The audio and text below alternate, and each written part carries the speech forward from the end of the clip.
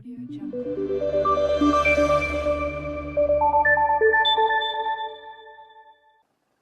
Дархуул аймгийн Хонгор суманд гарсан цэцэг өвчний голомтыг устгах чиглэлээр холбогдох байгууллагууд өндөржүүлсэн бэлэн байдалд ажиллаж байгаа билээ. Шуурхай ажилласны үр дүнд өвчний голомтыг нэмэгдүүлэлгүй барьж чадсан хэмээн тэд ярьж байна. За өөрөөр хэлбэл өвчний голомтод өрхүүдийн хонийг бүрэн вакцинжуулсан. Түүнээс хойш тандалтын 14 хоногийн хугацаанд нэмж өвчин илрээгүй зэрэг байдлыг харгалзан үзээд хяналтын постуудыг татан буулгасан байна. За аймгийн хэмжээнд Хонгор суманд гарсан малын бог малын цэцэг өвчин дээр гарсан 20 цэрийн дэгдэм 20 гаруй хоног үргэлжлүүлээд 27 хоног үргэлжилсэн.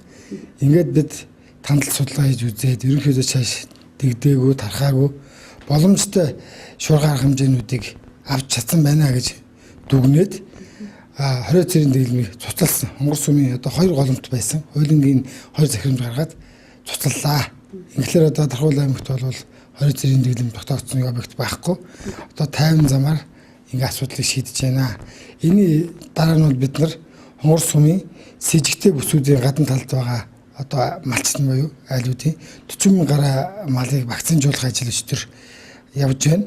Энэнд ажлын 5 хэсэг буюу бараг 60-70 хүн дайцлаа. Хөл барихаас эхсүүлээ тэрийг вакцинжуулалтыг маш шуурхай хөлдөөхгүйгээр хийх асуудлыг шийдвэрлэх явж байна. Ингэснээр ер нь Дархуул аймгийн ард иргэдийн малыг бол халдвар төвчнөөс гайгүй урьдчилан сэргийлж болж чадна гэж бид ойлгож байгаа.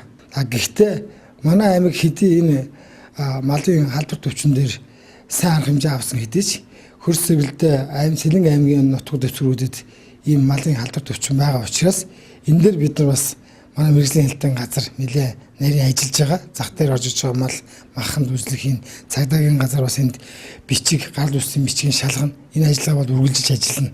Ард иргэдийн аюулгүй байдлын төлөө бол энэ ажиллагаа маань цааш үргэлжлэж явна гэж та бүхэн ойлгож байгаа хэрэгтэй.